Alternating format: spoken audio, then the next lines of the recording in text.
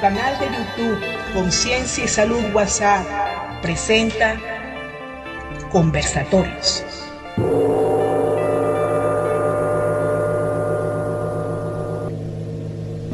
Los cuatro cerebros es un importante salto cuántico dentro de las neurociencias, propuestas por nuestro neurocientífico ya fallecido, lamentándolo mucho, joven, el doctor José Azócar, prematuramente fallecido en plena etapa creativa de su vida.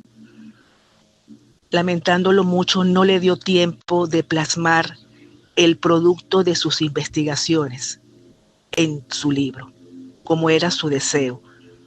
Sin embargo, dejó una entrevista para la posteridad en Google, que la pueden encontrar, con el nombre de Nuestros desconocidos cuatro cerebros. Allí el doctor Azócar expone con claridad las bases esenciales para conocer su pensamiento. Los cuatro cerebros lo clasificamos de la siguiente manera: cerebro neurobiótico, el cerebro neuroentérico, el cerebro neuroencefálico y el cerebro neurocardíaco.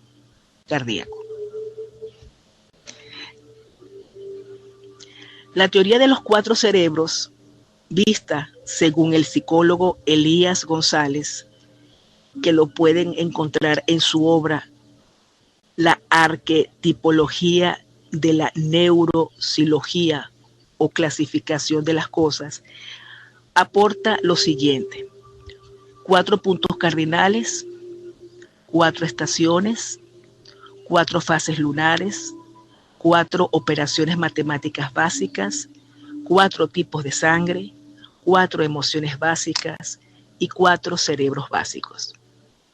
Tiene un sentido numerológico. La teoría de Azócar, como buen numerólogo cuántico, se adapta a la regla del 4, en armonía con las leyes universales. El doctor González, un discípulo de Azócar, lo llama arquetipología. El número 4 significa el constructor, lo sólido, el cuadrado y el cubo, dando forma a las ideas, a la realización artística, a la organización pragmática y al pensamiento lógico.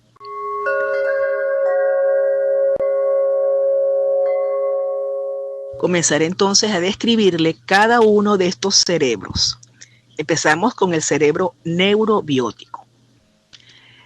El doctor Azócar lo declaró a este cerebro como el primer cerebro en el área evolutiva. La mucosa digestiva, después de la piel, es la segunda superficie más extensa del organismo. Mide aproximadamente unos 250 metros cuadrados, constituyendo la principal zona de contacto de defensa ante los agentes externos llamados microbios patógenos. La mucosa intestinal está rodeada de las placas de Peyer, formada por una considerable cantidad de linfocitos, y en la luz intestinal y en la mucosa convive con nosotros un gran ecosistema integrado por cerca de 1.500 colonias de diferentes bacterias, microorganismos, virus, hongos, entre ellos. Viven en forma simbiótica con el hospedador y se benefician mutuamente en un equilibrio dinámico. Cuando hay un desequilibrio es lo que llamamos disbiosis. Pueden recordar mi conversatorio sobre microbiota intestinal y permeabilidad intestinal, que fue, un conversatorio anterior, hace unos meses atrás. Pueden revisarlo en el canal de YouTube Conciencia y Salud WhatsApp. Pues bien, entre estas bacterias estas bacterias, microorganismos, estas colonias, tenemos el Enterobacter, Staphylococcus, Enterococcus, Lactobacillus, Bifidobacterium, Bacteroides, Eubacterium, Clostridium. Son gérmenes aeróbicos. Estas bacterias contribuyen al estado de salud del cuerpo, aportando nutrientes y manteniendo a raya a los patógenos, modulando el sistema inmune, y se segregan diversos péptidos y neuropéptidos.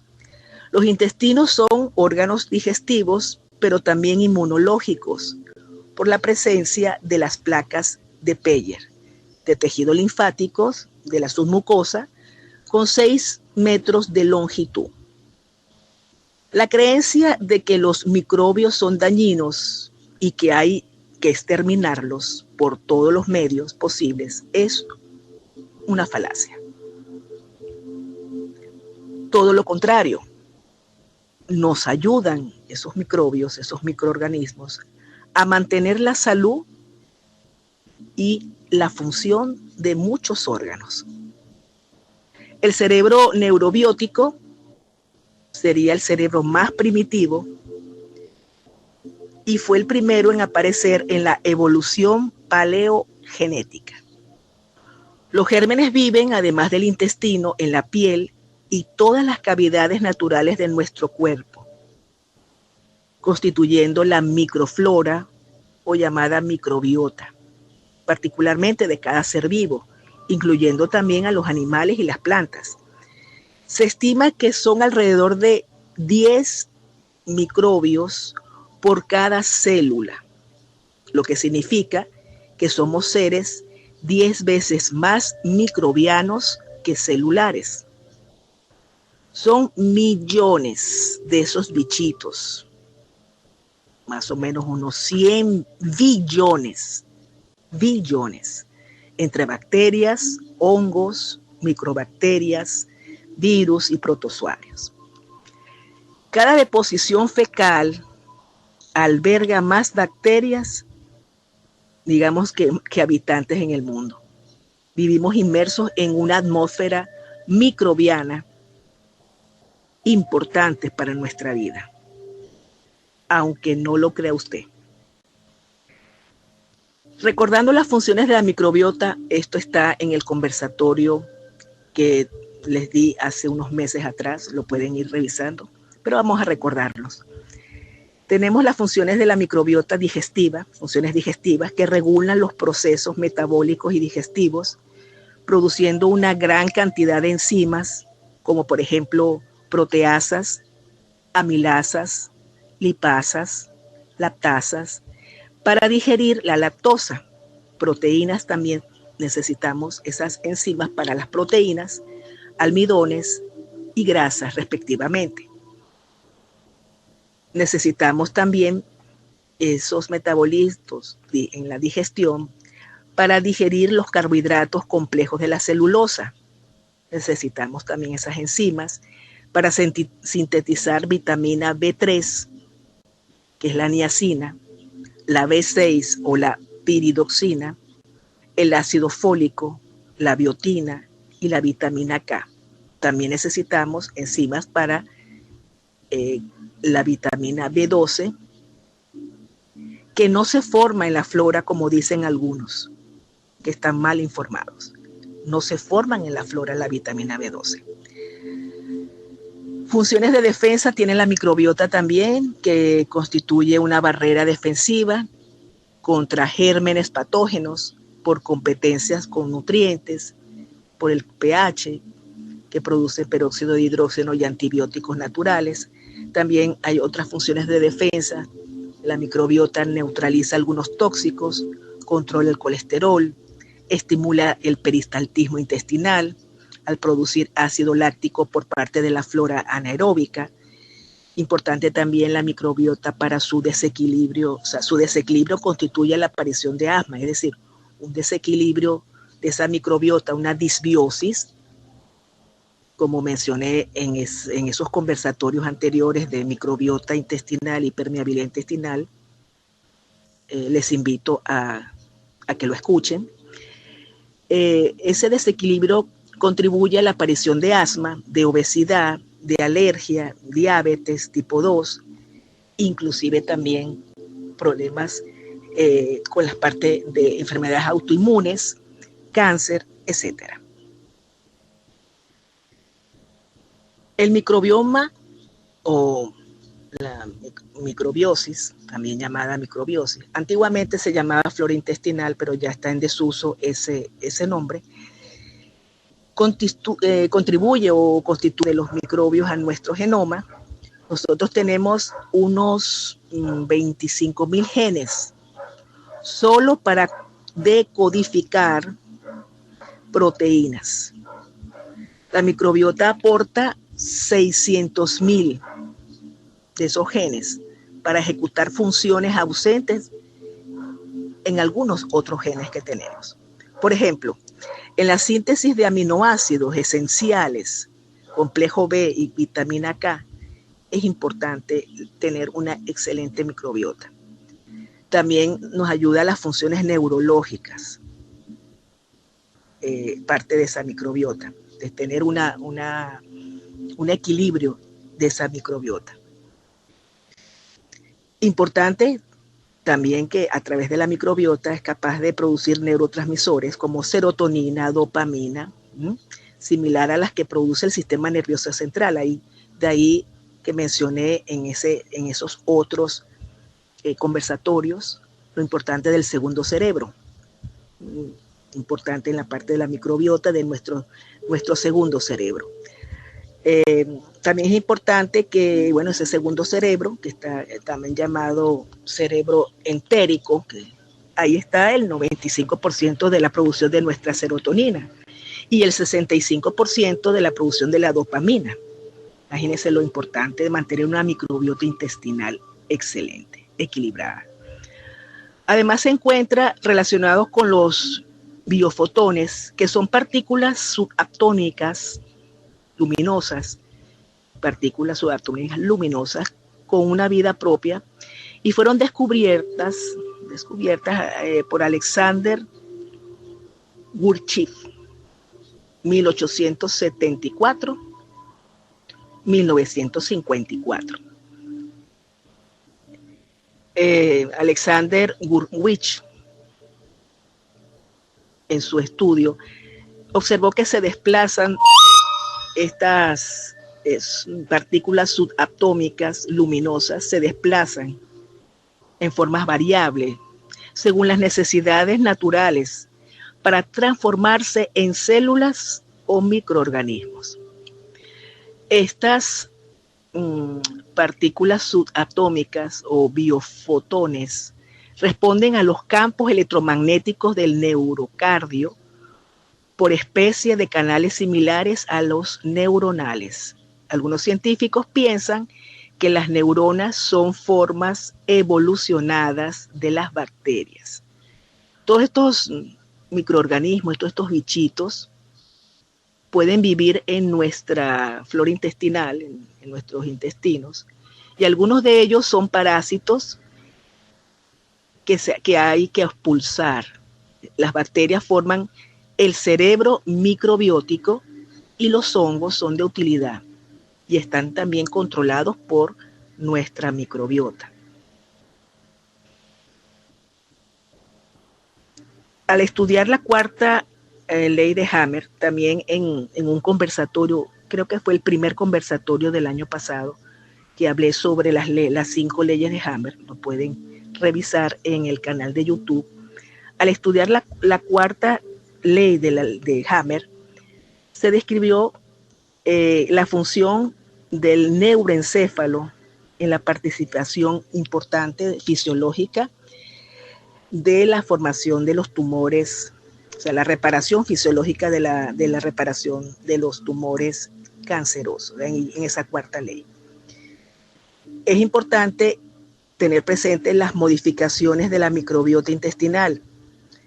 El uso de antibióticos desequilibran la microbiota intestinal. Hay una disbiosis por el uso excesivo de los antibióticos. Las bacterias se defienden haciendo resistencia, creando sistemas enzimáticos como la penicilinasa, una enzima que neutraliza la penicilina. También los plaguicidas, los edulcorantes, desarrollan intolerancia a la glucosa y resistencia a la insulina, los colorantes, emulsionantes, conservantes, por ejemplo, el sorbato de sodio tiene acción bactericida. Esto también daña nuestra microbiota. Importante entonces reparar esta microbiota con los prebióticos y los probióticos, que son alimentos importantes, son alimentos no muy nutritivos. El prebiótico, pues, para nosotros, pero es importante para mejorar esa microbiota. Por ejemplo, fibras vegetales, es importante, bueno, en los prebióticos también alimentos, vegetales, hortalizas, frutas, yogur, etcétera. Todo esos forman parte de los probióticos. El yogur es muy importante, el kefir, entre ellos. Importante también para prevenir el estreñimiento y la producción de ácidos grasos de cadena corta. También mejoran esa microbiota para modificar el pH del colon, evitar crecimientos patógenos, sintetizar vitamina B, vitamina K. Es importante toda esa área. Es importante que los veganos tengan complemento de la vitamina B12. Eso lo mencioné también en esos anteriores conversatorios de nuestro canal YouTube Conciencia y Salud WhatsApp. Entonces, el cerebro microbiótico tiene características, para resumir, funcionales, psíquicas, emocionales, propias de nuestras vidas. Tiene características especiales y todos esos 4 cerebros, todos producen oxitocina, que es un neuropéptido con funciones hormonales, y vamos a ir poco a poco pues describiendo cada uno de ellos. Es importante entonces tener presente la microbiota intestinal en equilibrio, en resumen, para la parte inmunológica.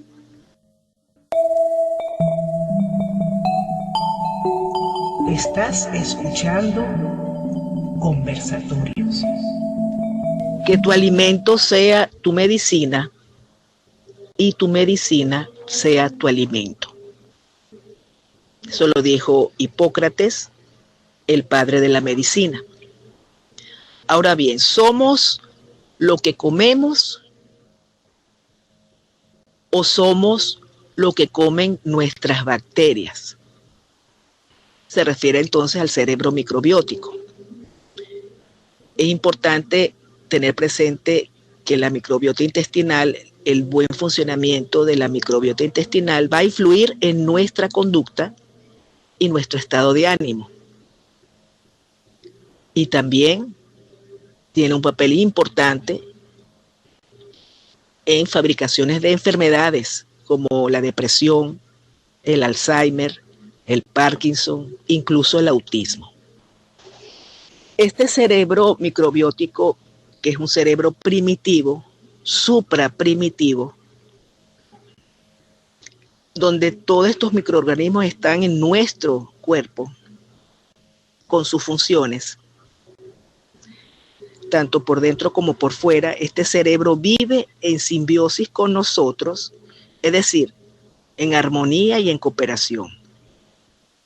Esta red neurobiótica tiene autonomía propia, interfiere en cualquier función orgánica y en conjunto constituye el cerebro más grande, conformado en números de 10 por cada célula de nuestro cuerpo.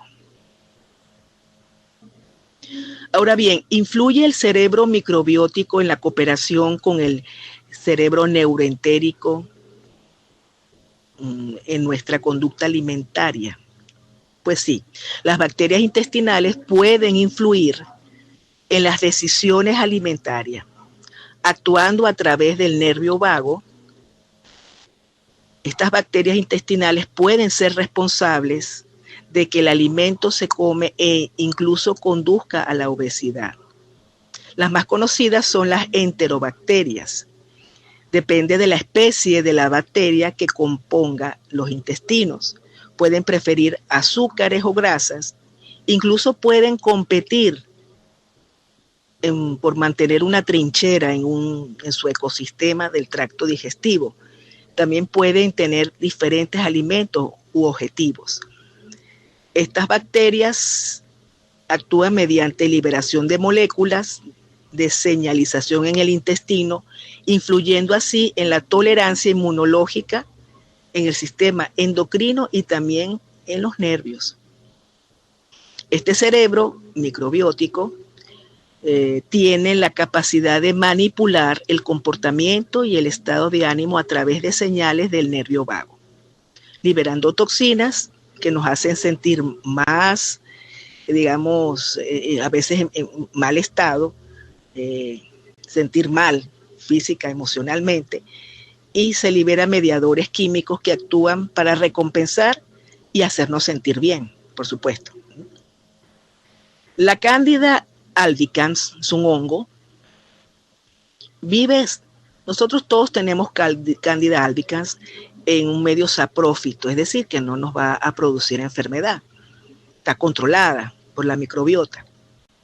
Pero cuando hay una mala alimentación, un estado de estrés, un desequilibrio emocional, el uso excesivo de antibióticos, produce esa disbiosis, ese desequilibrio de la microbiota. Produce degradación de los microbios y entonces la Candida albicans se vuelve patógena. Actualmente el tema de los antibióticos es bastante controversial. Primero por la comercialización del antibiótico, que hace que nos arrastre pues, a consumirlo, bien sea por indicación del médico, pero a veces se hace excesivo esa indicación o ese excesivo tomar antibióticos por cualquier alteración o cualquier infección. Hay que tener cuidado y prescribir el antibiótico en momentos específicos. Bien, entonces es importante pues más bien la prevención de mantener una buena microbiota a través de la buena alimentación, del manejo del estrés, del ejercicio, de la parte emocional, de manejar los pensamientos negativos, o sea, armonizar esa área emocional, pues, ¿bien? De esa manera evitamos la disbiosis, que esa microbiota intestinal se destruya. Para lograr luego es importante la buena alimentación y bueno, mantener siempre los probióticos en nuestra dieta, o prebióticos también. El siguiente cerebro es el cerebro neuroentérico o neurogástrico, llamado también inteligencia digestiva. Este cerebro ha sido muy bien estudiado por el doctor Michael Gerson de la Universidad de Columbia.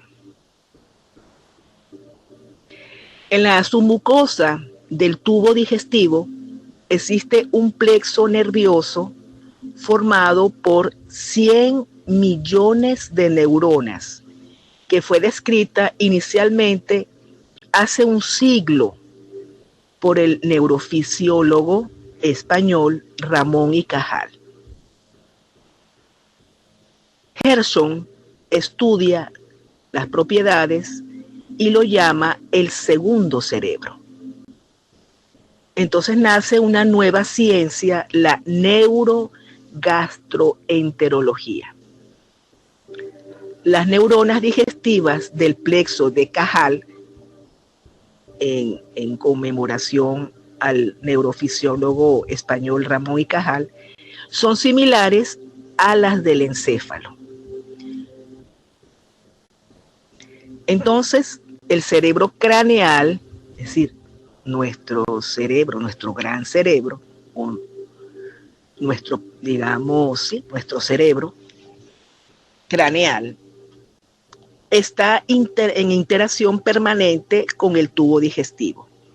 Esta conexión es bidireccional, tiene dos direcciones y tiene lugar por vías nerviosas, simpáticas y también vías nerviosas del parasimpático, que es el nervio vago, que es del sistema nervioso autónomo.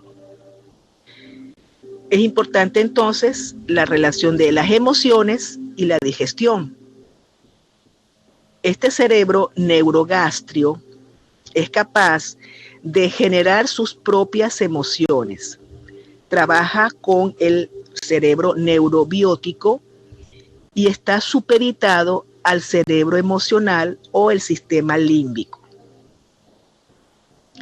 Estas emociones son independientes de la racionalización, no pasan por la corteza cerebral, van directamente al sistema límbico, no se concientizan como se describió, como describen pues en anteriores estudios de este doctor Michael Gerson. Y bueno, observamos que esas emociones del neurogastrio no requieren pasar al neurocórtex, van directamente al sistema límbico y dan una respuesta inmediata, emocional, no racional. Son emociones o reacciones reflejas. Así reacciona el neurogastrio, o sea, el cerebro neurogastrio, inconscientemente. Como les dije, sin pasar por la corteza cerebral, ni somos conscientes de ello. Estas emociones son grabadas en la memoria y se transforman en sentimientos. Y si sufres un disgusto, persiste mucho tiempo en esto, en esta memoria, en esta área, pues. Entonces el estómago sí siente mariposas. Esa es una emoción que no responde a la racionalización o la racionalidad. Es muy frecuente en los adolescentes y aunque también en adultos, pues. Cuando uno siente mariposas ante alguna emoción, que está enamorado, por ejemplo, siento mariposa. Al verlo o al verla en caso de que sea hombre, al verla o al verlo si soy mujer, pasar, pues siento unas mariposas en el estómago. Eso es la parte del segundo cerebro. Entonces, la naturología clásica procura mantener un colon limpio y una flora intestinal óptima. O sea, la naturología sería la naturopatía también, ¿no? También llamada naturopatía o naturología. Se preocupa mucho por mantener un colon limpio, una flora intestinal o microbiota intestinal óptima, por depurar el colon, a través de laxantes naturales, enemas colónicos, una buena alimentación, un estilo de vida sano, ingestas de probióticos, plantas medicinales, aplicación de arcilla abdominal, otras medidas naturistas importantes para mantener ese cerebro o ese segundo cerebro en buen estado, esa microbiota.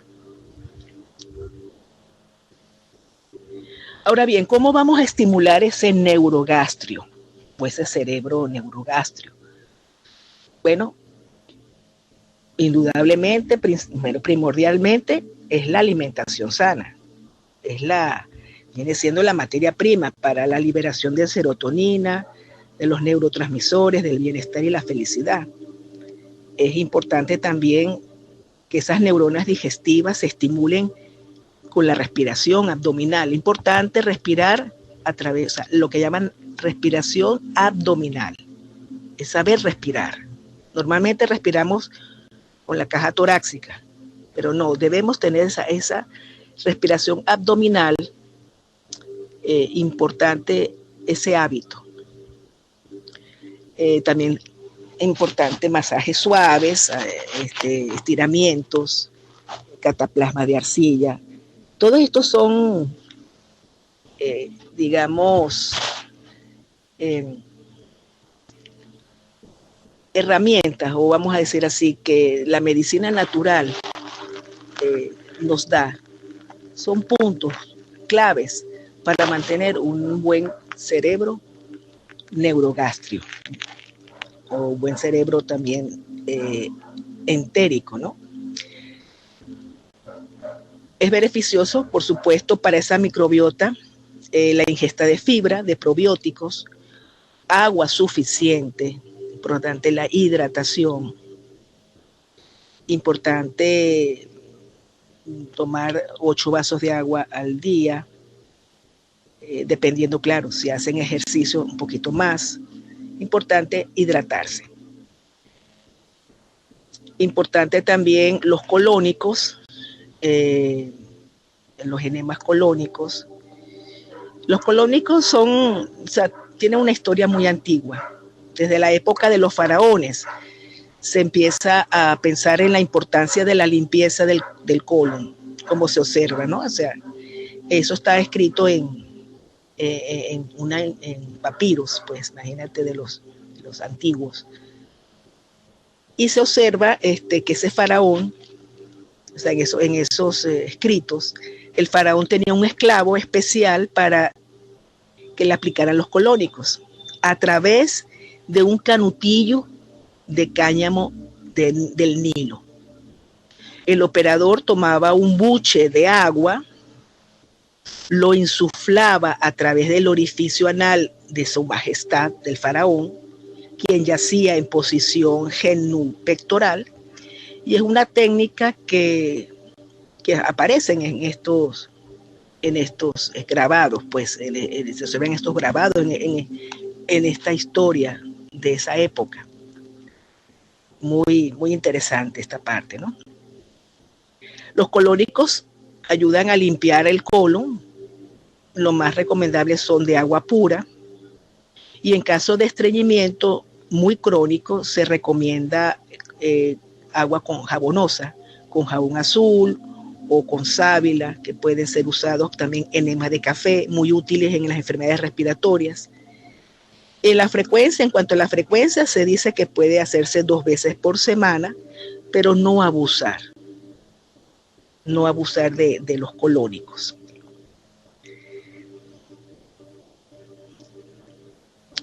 Bueno, en conclusión, pues el tubo digestivo tiene una red de neuronas similares al del cerebro, formado por el plexo de Cajal, en honor a Ramón y Cajal. Hay una íntima relación de colaboración entre el neurobiótico, donde está la parte de la microbiota intestinal, y el neurogastrio, que es el segundo cerebro. Ambos están relacionados funcionalmente con la inteligencia emocional y el sistema límbico, y hay una relación del neurogastrio con el cerebro a través del nervio vago, que regula los procesos digestivos. El neurogastrio también conjuntamente con el neurobiótico, o sea, el cerebro neurogastrio con el cerebro neurobiótico conjuntamente, condiciona el estado anímico, el buen humor, maneja ese estrés y mantiene pues una microbiota equilibrada, evitando una disbiosis por alteración, pues. Los cerebros inferiores influyen a través del alimento en la química cerebral, modulando la liberación de serotonina y la dopamina, estos cerebros, ¿no? También las toxinas de ciertos alimentos causan un efecto indeseado porque intoxican el cerebro neurogastrio, causando así la disbiosis intestinal. Entonces es importante mantener a raya toda esta parte de los microorganismos más saludables, evitando los patógenos. evitar también los conflictos emocionales, todo lo que es el estrés, las emociones negativas, la ira, la rabia, la tristeza, todo esto, porque eso sí desequilibra la microbiota intestinal. Y por supuesto, el segundo cerebro. Importante saber, recordar que la dopamina la produce este segundo cerebro, un 60% de la dopamina. La dopamina es muy importante porque tiene las siguientes funciones: intervienen en el comportamiento y en la cognición, intervienen en la coordinación de la actividad motora a nivel de los núcleos basales del cerebro. El déficit de dopamina produce el parkinsonismo. El exceso produce psicosis, un exceso de dopamina. Es importante la dopamina porque interviene en el humor, en la atención, en el aprendizaje. Importantísimo que regula el sueño junto con la melatonina de la pineal. Muy importante de las funciones o las características psicobiológicas de estos cerebros, de estos dos cerebros que funcionan a nivel bioquímico por las grandes secreciones intestinales de enzimas, péptidos y neurotransmisores, y su elemento principal es el agua. El estado mental predominante, subconsciente, el que nos lleva a ver la realidad pura, pues en la parte del subconsciente, que nos informa muchas cosas, que no estamos conscientes, pero está allí en esa área del subconsciente. Entonces es importante el equilibrio de estos dos cerebros que he mencionado hasta ahora, y muy importante que todo esto sea como equilibrado siempre por la buena alimentación y también por el manejo de las emociones, básicamente entre varias otras indicaciones, pero es importante la alimentación y manejo de las emociones. La buena alimentación es básica. Otras de la importancia de las características psicobiológicas del neurogastrio, que es que el nivel de conciencia, o sea, de subconsciente, por ejemplo, una ingesta de alcohol o de drogas o un traumatismo nos lleva a tener problemas o desequilibrios en esta área.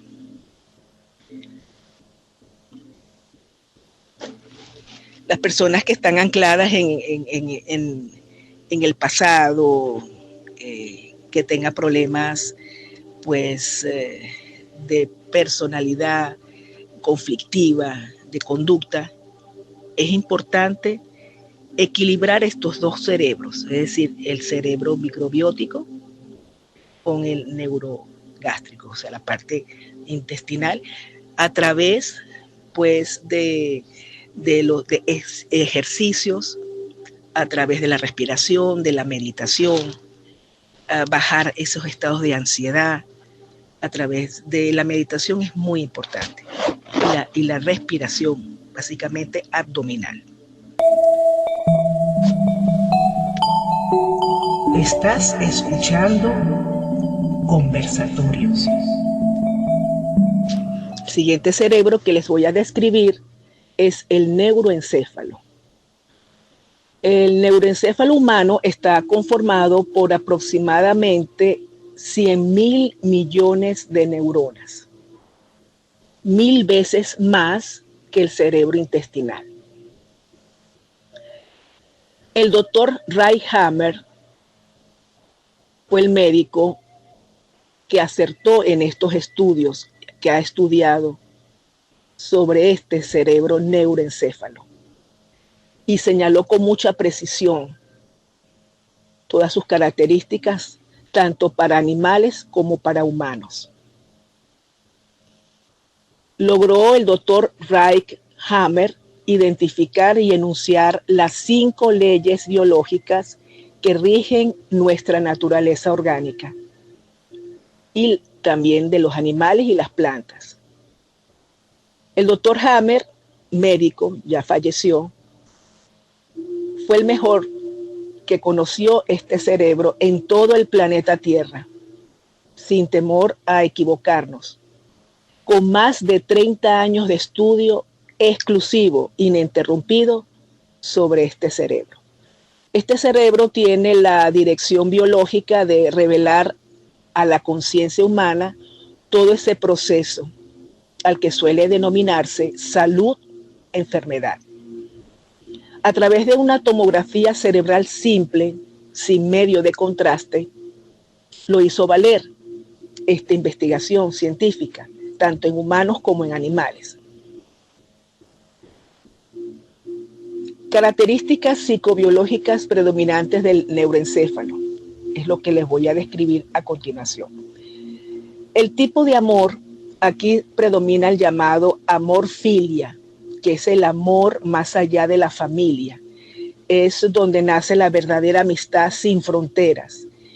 Este amor incluye a las personas que no conoces, pero que quieres ayudar y proteger. Es el amor de la ayuda mutua, humanitaria, medioambiental, ecológica. Es el amor al prójimo, pero no como a sí mismo. En las parejas predomina el amor con respeto y responsabilidad.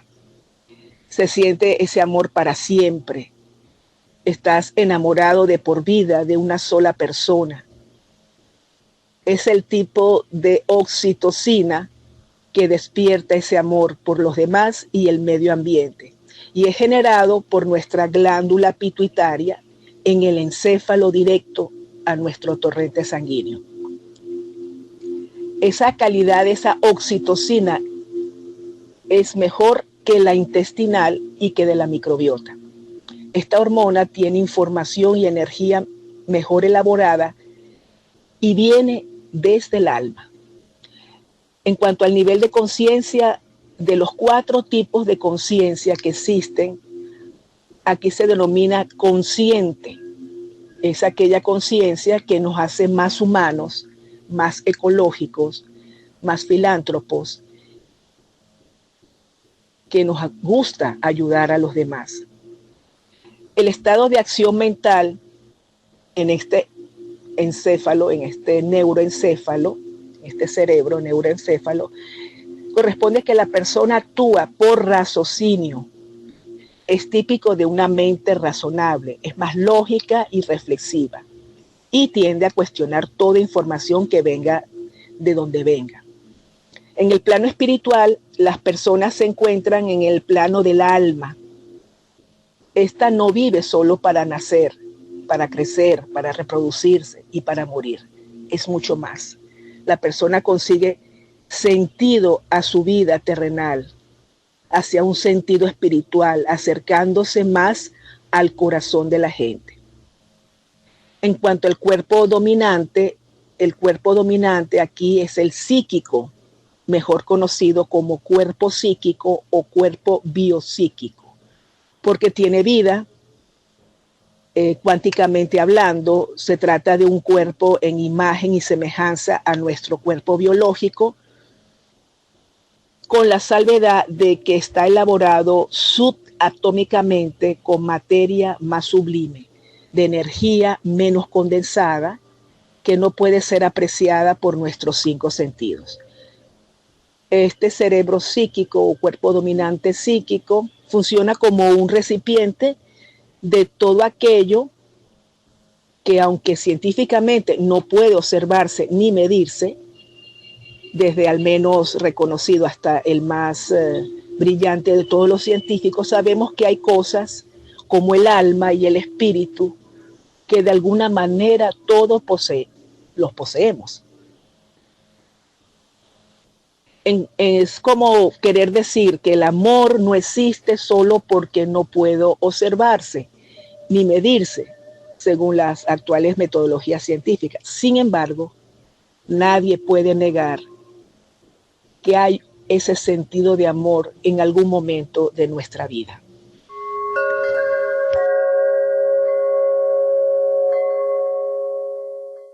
Y para finalizar tenemos el cuarto cerebro, llamado neurocardio. El cerebro neurocardio, conocido también como cerebro cardíaco, es de entre todos los cerebros el más pequeño, pero a la vez el más inteligente.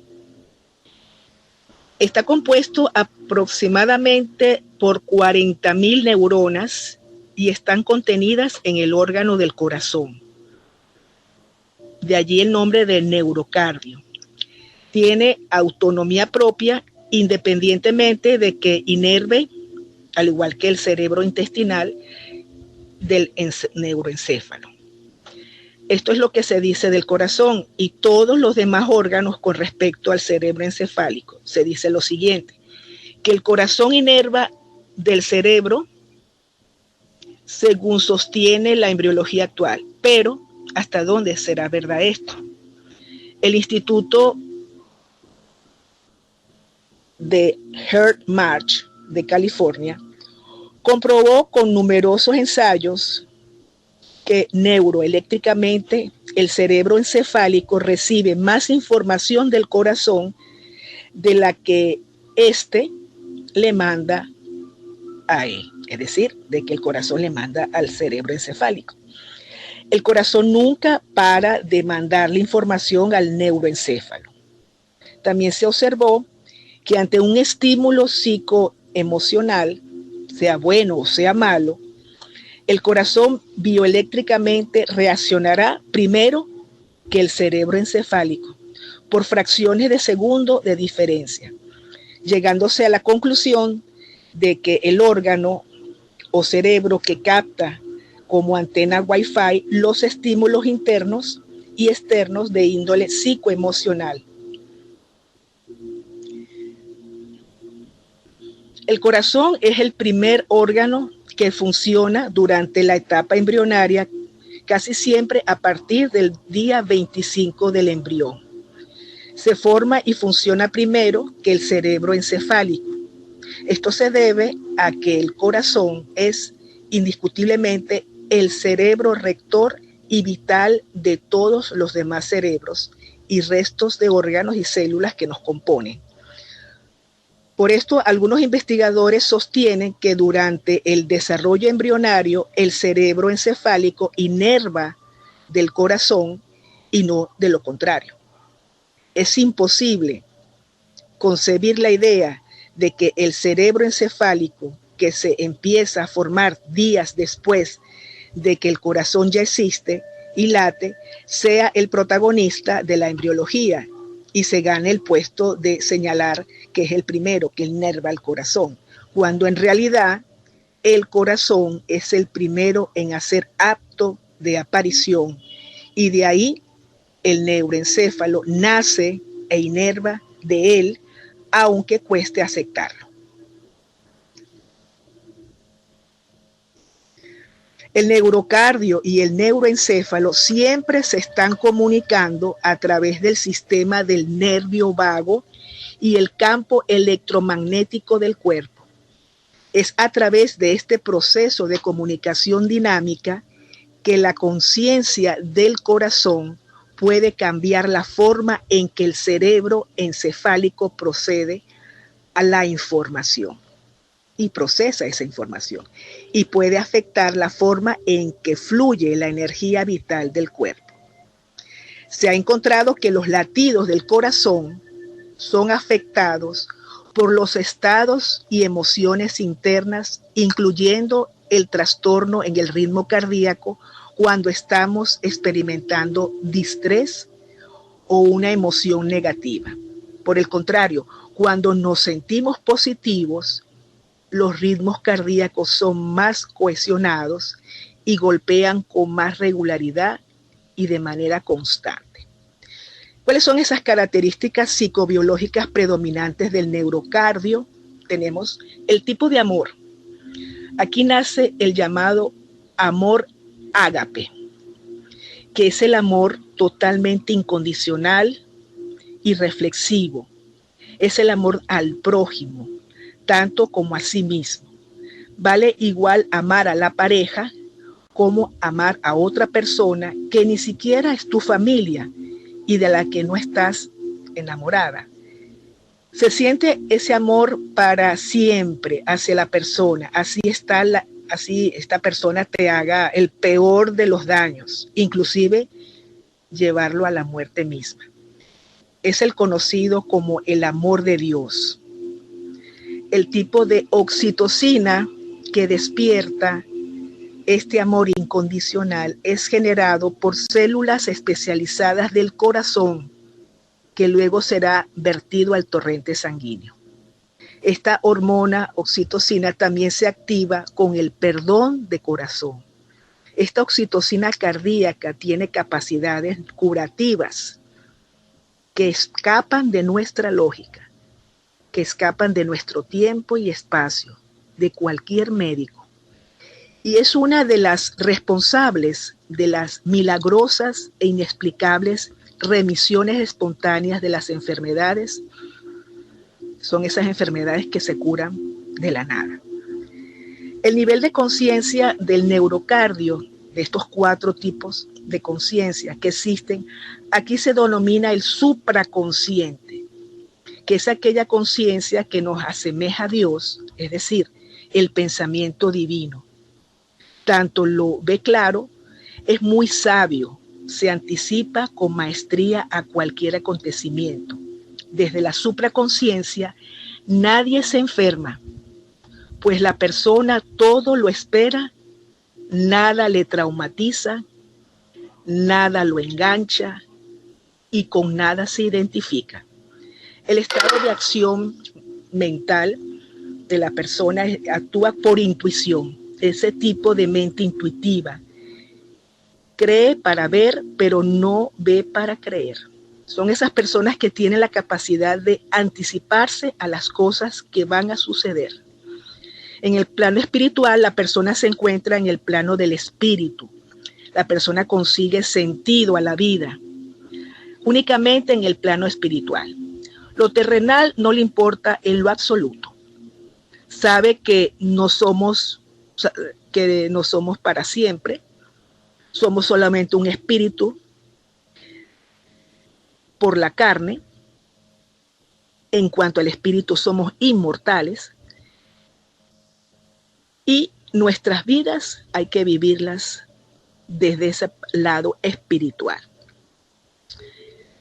Se vive sin estrés, más bien llega el eudestrés, que es el estrés del equilibrio y de la armonía. Se enfrenta a lo peor del mundo, pero desde un plano disestrés, es decir, sin estrés.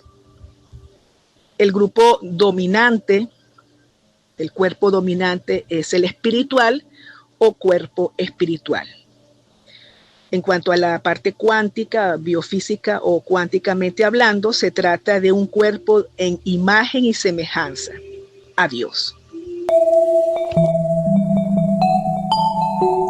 Estás escuchando Conversatorios. Hasta aquí este conversatorio de hoy. Gracias, apreciado grupo, por su atención y será hasta el próximo conversatorio. Buenas noches.